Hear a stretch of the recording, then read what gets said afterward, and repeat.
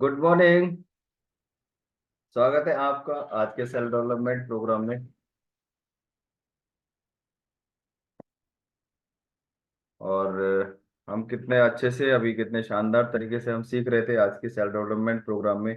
और कि क्षमा करने का कितने फायदे हमारे जीवन में होते हैं। मोस्टली क्षमा करना क्या इंसान इसकी तरफ आम जिंदगी में मतलब सोच भी नहीं पाता है। वास्तव में क्षमा करने से कितने बड़े फायदे हो सकते हैं, क्योंकि क्षमा ही एक सच्चा प्रेम है। वो प्रेम नहीं कि मैं तेरे लिए चांद सितारे तोड़ के ले आऊंगा, तेरे लिए ये कर दूंगा। वो प्रेम नहीं है ना। क्षमा करने से हम इंसानों को जीत सकते हैं। राइट, हम एक संबंध को बचा सकते हैं, एक अपने रिलेशन को स्ट्रॉन्ग कर सकते हैं, अपने फ्रेंड को हम अपनी तरफ रख सकते हैं। और क्षमा ना करें तो संबंध ब्रेक हो सकते हैं और हम किसी एक अच्छे इंसान को अपने जीवन से खो सकते हैं, है ना।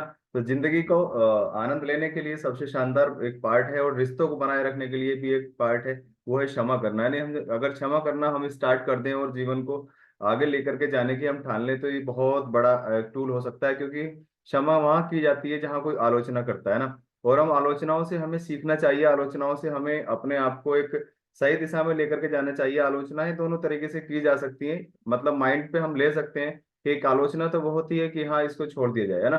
कि अब ये मेरे बारे में ऐसे बोलता है और मैंने ऐसा किया भी नहीं और ये ऐसे करता रहता है।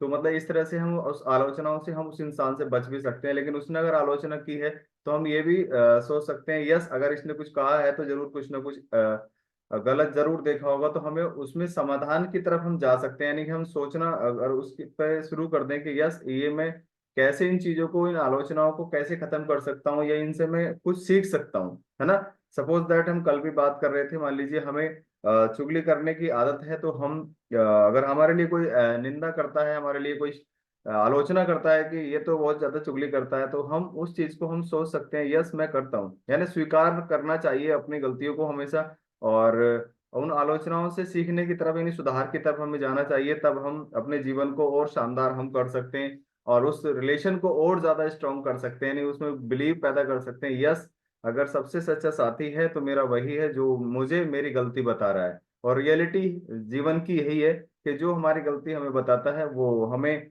हमारा सबसे अच्छा साथी वही होता है ना। जैसे सपोज दैट हमारे घर में बच्चे हैं, और जब बच्चे कुछ मान लो घर से बाहर रह करके कुछ ऐसी एक्टिविटी करते हैं जिनके बारे में हमें नहीं पता होता है, और उनके बारे में कोई हमें सामाजिक व्यक्ति हमसे आकर के कहता है कि आपके बच्चे के बारे में हम ऐसा बोल रहे हैं, ऐसा हमने मतलब ये करता है वो करता है, मतलब तो उसके बारे में हम मोस्टली कहते हैं कि आप मेरे बच्चे को गलत बता रहे हैं। लेकिन उन बातों को हमें बैठ करके शांति से हमें सोचना चाहिए, और उनकी तरफ हमें सुधार की तरफ ध्यान देना चाहिए। यस कुछ तो सही होगा, कुछ तो गड़बड़ होगा जो इन्होंने ये कुछ कहा। तो वही हमारे सच्चे साथी भी होते हैं। लेकिन हमें हमेशा सुधार की तरफ और क्षमा का भाव हमें रखना चाहिए, क्योंकि एक दूसरे से प्रेम करना ही इंसान की मतलब एक फितरत है, और इंसान ही ये काम कर सकता है। ये काम पशु कर सकते हैं क्या? नहीं ना। और ये बाइबल में भी लिखा है जैसा अभी हम सुन रहे थे। क्योंकि प्रेम एवं क्षमा एक ही दोनों की एक ही शर्त है, वो है ईमानदारी। अगर हम ईमानदारी से किसी को क्षमा करते हैं, या केवल ऐसे ही मतलब डर के भाव से हमने किसी को क्षमा कर दिया, या हमने केवल ऐसे मतलब कहना चाहिए कि दिखाने के लिए, या केवल कि हाँ चलो क्षमा किया, है ना। लेकिन ईमानदारी से वास्तव में दिल से क्या किया आपने, वही उस चीज को बिल्ड करता है, वही उस चीज को स्ट्रोंग करता है। चाहे हमारे थॉट हो, चाहे हमारे रिलेशंस हो, उनको स्ट्रोंग करने का काम करता है। और क्षमा एक दिन में करना नहीं आता, है ना। मोस्टली आपने देखा होगा बहुत सारे लोगों को, वो किसी को क्षमा नहीं कर सकते, किसी की रेस्पेक्ट नहीं कर सकते, किसी को प्रेम से बात नहीं कर सकते, है ना। और ये सब एक दिन में नहीं होता। लेकिन इसको रेगुलर जब हम करना शुरू करते हैं, इसकी प्रैक्टिस करते हैं, तब जाकर के ये हो जाता है। और किसी भी चीज को 21 दिन रेगुलर करना शुरू करें तो फिर आदत बन जाती है। और फिर आदत ही इंसान को बनाता है, चाहे वो आलोचना करने वाला इंसान हो, चाहे वो किसी की तारीफ प्रशंसा या किसी से प्रेम या क्षमा करने वाला इंसान हो, वो फिर अपनी आदतों की वजह से बनना शुरू हो जाता है। तो हमें हमेशा अपने आप को क्षमा और प्रेम के भाव से हमें रहना चाहिए, क्योंकि समाज में है तो सामाजिक जो तौर तरीके हैं उनसे कुछ हटके हमें कुछ अलग करना चाहिए। क्योंकि एक हम अलग कम्युनिटी के पार्ट हैं, एक अलग हमारी व्यक्तित्व है, एक अलग हमारी सोच है आम समाज के अकॉर्डिंग। अगर हम भी उन जैसे हो जाएं तो फिर हम में और उनमें क्या अंतर होगा ना। तो हर किसी के जीवन में हर प्रकार के नियामतों की प्रार्थना करें, हर तरीके की, मतलब उसके लिए सेहत, समृद्धि, जो भी जीवन में आप अपने लिए चाहते हैं वो हमें दूसरे के लिए भी चाहना चाहिए, क्योंकि जो हम देना शुरू करते हैं वही प्रकृति हमें लौटाना शुरू करती है ना। तो हम जब दूसरों के लिए ऐसा सोचते हैं, अपने नियर डियर फ्रेंड सर्कल या जो भी उनके लिए सोचते हैं, तो वही रिटर्न में हमें मिल रहा होता है। क्योंकि हम जब किसी को देते हैं, देने वाला कहते हैं कि बड़ा होता है, तभी उसको रिटर्न आकर के मिलता है। देना मतलब दाता, जो देता है वही वो पाता है। तो इसीलिए हमेशा वो चीजें देने की कोशिश करनी चाहिए जो हम अपने जीवन में हम खुद चाहते हैं। राइट। हम अच्छी सेहत चाहते हैं, है ना। तो हमें दूसरों को अच्छी सेहत के बारे में हमें प्रार्थना करनी चाहिए। हम धन दौलत शान और शोहरत चाहते हैं, तो हमें दूसरों के लिए भी यही प्रार्थना करनी चाहिए, इसको मिले, इसको मिले, है ना। तो जैसा इंसान दिल में सोचता है वैसा ही पाता है, कहते हैं जैसे बीज बोते हैं वैसा हम काटते हैं। और जैसा एक बार मैं बताऊं कि, क्योंकि एक स्टोरी है, स्टोरी में एक इंसान अपनी सोच को कैसे मतलब एक सोच के दायरे में कैसे बंद हो जाता है। वो बहुत कुछ इंसान कर सकता है, लेकिन उस समय वो सोच नहीं पाता। लेकिन हर एक परिस्थिति में हम अपने आप को कैसे सही दिशा में रख सकते हैं, है ना। ज्यादा सोचना भी कभी कभी ज्यादा नुकसानदायक हो जाता है। और कैसे हम अपनी सोच को बिल्ड कर सकते हैं, है ना। तो एक ताला तोड़ने मतलब ताला खोलने वाला या तोड़ने वाला बोल सकते हैं उसको, एक इंसान था। और वो अपने काम में बहुत ज्यादा महारत रखता था। तो उसे कुछ गांव के या उस समाज के कुछ लोगों ने उसको टेस्ट करने के लिए, ना होते हैं ना कुछ लोग, को इसको देखो इसको आता भी है कि नहीं आता है। तो उसको टेस्ट करने के लिए उसे एक नदी के किनारे उसको बुलाया। और उससे बोला कि भाई तेरे को ये ताला खोलना है और तेरे को इतने कुछ मोहरे मिलेंगी, इतने मतलब कुछ अशरफियां उस तेरे को मिलेंगी। तो बोले ठीक है मैं करता हूँ। तो उसे एक लकड़ी के बक्से में बंद करके पानी में छोड़ दिया, और उसमें एक ताला था। उसमें बोला कि इसको ताले को तेरे को पानी के अंदर खोलना है। और अगर तेरे को कोई प्रॉब्लम हो तो इसमें एक बटन है, इस बटन को दबा देना, तो तू फौरन ये बक्सा ऊपर तुझे लेकर के जाएगा, नहीं तेरी मौत नहीं होगी। तो बोले ठीक है। तो उसको उसमें छोड़ दिया पानी में, और वो उसमें अपने एफर्ट लगाता रहा ताले को खोलने में। एक लगाया, दो लगाया, तीन लगाया, चार लगाया, पांच लगाया, मतलब उसने जो अपने जो उसका मतलब महारत थी उसने पूरा उस ताले को खोलने में लगाई। लेकिन लास्टली जब उससे नहीं हो पा रहा था, उधर उसको पानी का डर था कि मैं पानी में हूं, तो उसके मन में विश्वास जाग गया कि अब तुझसे नहीं होगा, है ना। यानी कि उसका कॉन्फिडेंस जो था वो लॉस होने लगा, डगमगाने लगा। और उसने लास्टली बोला कि इस बार और एक बार मैं करके देखता हूँ, इस बार हो गया ठीक है, वरना मैं बटन दबा के ऊपर पहुंच जाऊंगा। तो उसने जब उसको लास्ट बार ताले को खोला, वो फिर भी नहीं खुला। क्योंकि और फिर उसने वो बटन दबाया और फौरन वो ऊपर आ गया। तो उन लोगों ने उसको बाहर खींच लिया बक्से को, और उसमें एक हल्की सी उन्होंने धक्का दिया और वो ताला खुल गया। तो इंसान बोला अरे ये मेरे दिमाग में ये बात क्यों नहीं आई, तब मेरे दिमाग में ये बात क्यों नहीं आई, काश मैं भी इसको धक्का दे पाता।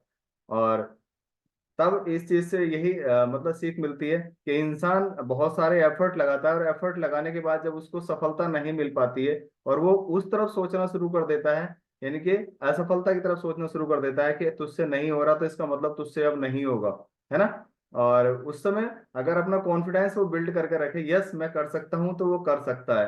तो कभी कभी इंसान ज्यादा सोचने से भी अपने कामों को खराब कर लेता है। तो इंसान, क्योंकि कभी कहते हैं कि कभी कभी ना करने वाले भी कमाल करते हैं, यानी कि कम सोचने वाले भी कमाल कर जाते हैं। कभी कभी दिमाग को उस समय हमें क्या करना होता है कि हमें अपने दिमाग को शांत एवं ठंडे रखना होता है, और उस समय हमें सही विचार अपने अंदर लाने होते हैं। जिस काम को हम कर सकते हैं तो कर ही सकते हैं, ये वाली सोच हमें पैदा करनी होती है। और इन चीजों को जब हम सोचते रहते हैं तो ये हो जाता है। और जहाँ कॉन्फिडेंस डगमगाया, वहाँ काम भी हमारा डगमगा जाता है। तो ज्यादा सोचने की बीमारी के कारण, मतलब बहुत सारे लोग बीमार हैं तो ज्यादा बीमारी के लिए सोचते रहते हैं, सोचते रहते हैं, तो वैसी ही चीजें हमारे जीवन में आना शुरू हो जाती हैं। अगर हम उन चीजों के बारे में हम सही सोचते रहें, यानी सेहतमंद होने का सोचते रहें, तो वो चीज हमारे जीवन में आती रहती है ना। तो वर्तमान से ज्यादा भूत एवं भविष्य की चिंता करना, ये भी एक बहुत बड़ा मतलब एक टूल है। कि कहते हैं कि भूत तो चला गया, लेकिन इंसान वर्तमान में जीना चाहिए और भविष्य का प्लानिंग करना चाहिए, है ना। वर्तमान में जियो और भविष्य की प्लानिंग करो, भूत तो गया, है ना। तो हमेशा इस तरीके से इंसान को चलना चाहिए। और काम का तनाव होना भी एक मतलब ओवर थिंकिंग पैदा करता है। जैसे मान लीजिए बहुत सारे लोग होते हैं कि उनको काम होता है और वो काम उनको भी करना भी उनको ही होता है, लेकिन उसके लिए बहुत ज्यादा वो स्ट्रेस ले जाते हैं, और स्ट्रेस लेने से वो क्या होता है, वो अपना जो कॉन्फिडेंस है उसको भूल जाते हैं और ओवर थिंकिंग में आ जाते हैं, और फिर वो उन कामों को फिर उस तरीके से नहीं कर पाते हैं। और डर का बना रहता है, लोगों में डर बना रहता है नौकरी का, असफलता का, कि तेरा प्रमोशन होगा कि नहीं होगा, है ना, ये सफलता मिलेगी कि नहीं मिलेगी, तो ये डर भी पैदा कर देता है। ओवर कॉन्फिडेंस यानी कि ओवर थिंकिंग भी डर पैदा कर देती है। इसलिए हमेशा अपने विचारों को सही दिशा में सही तरीके से रखना चाहिए, क्योंकि ये सब कैसे होता है, ये जब कॉन्फिडेंस की कमी हो जाती है, यानी अपने अंदर एक कॉन्फिडेंस जब लूज होने लगता है कि यस अब नहीं हो पाएगा, या हम किसी तरह का कोई अपना एक्स्ट्रा माइंड लगा जाते हैं, या अपने बारे में हम